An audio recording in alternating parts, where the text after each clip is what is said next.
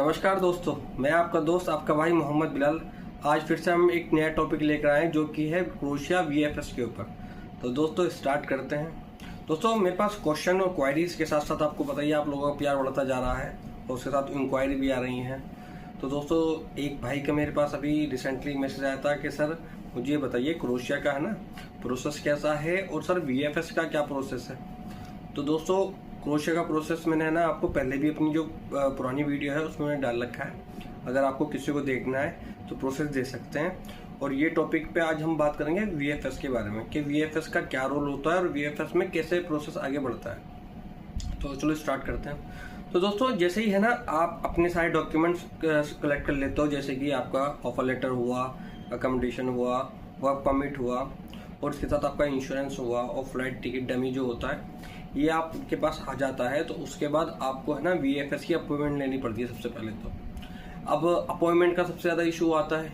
तो दोस्तों मैं आपसे यही कहूँगा कि अगर आपको अपॉइंटमेंट लेनी है तो ज़्यादातर लोग जो हैं वो अपॉइंटमेंट लेने की कोशिश करते हैं वीएफएस की दिल्ली, क्योंकि ये सेंटर पॉइंट है, आपको पता ही है आप सभी को।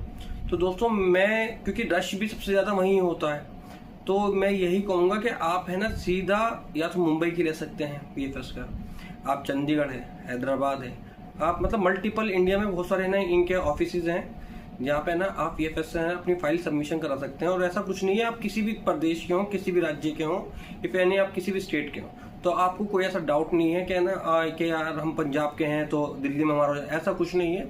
आपके पास आपके डॉक्यूमेंट सारे पूरे होने चाहिए और कंपनी से रिलेटेड जितने भी मतलब डॉक्यूमेंट है, फ्लाइट टिकट जो भी मैंने आपको बताएं, तो वो पूरे होने के बाद आप जैसे ही है ना वीएफएस की वेबसाइट खोलेंगे वहाँ से अपॉइंटमेंट आपको मिल जाएगी। उसके बाद आप है ना सीधा आप पहुँचिए वीएफएस में है ना। जैसे ही आप जाएंगे आप डॉक्यूमेंट पूछेंगे तो वो पूछेंगे आप कौन सी सर्विस लेना चाहेंगे, प्रीमियम या नॉर्मल जो से होती है। तो दोस्तों मैं आपको सजेशन दूंगा कि आप प्रीमियम सर्विस ना लें, क्योंकि दोस्तों हम जानते हैं पैसा कैसे कमाया जाता है और आप भाई भी कैसे कैसे करके मेहनत पैसा कमाते हैं और कितनी मेहनत से कमाते हैं।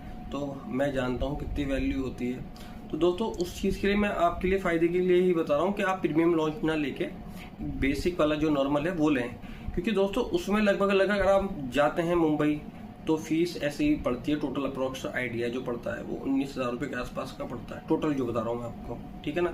और वही अगर आप है ना नॉर्मल लेंगे तो दोस्तों मेरे ख्याल से 6-7 हज़ार रुपये के आसपास का आपका काम हो जाएगा।